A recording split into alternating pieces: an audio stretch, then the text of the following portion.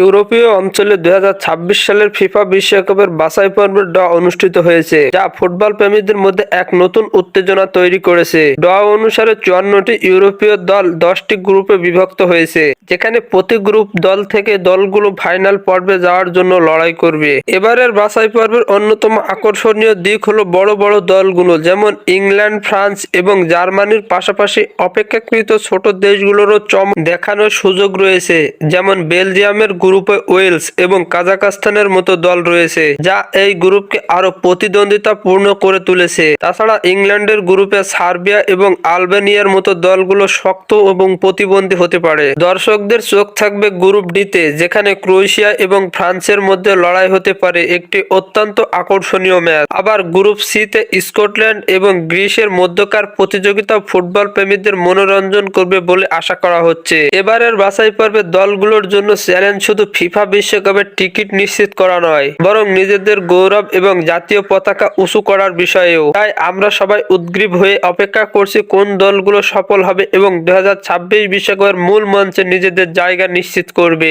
সবশেষে ফুটবল প্রেমীদের জন্য এটি একটি উত্তেজনাপূর্ণ সময় এবং আমরা প্রত্যাশা করি এই বাছাই পর্ব আমাদের সাধারণ সব মুহূর্ত উপহার দেবে।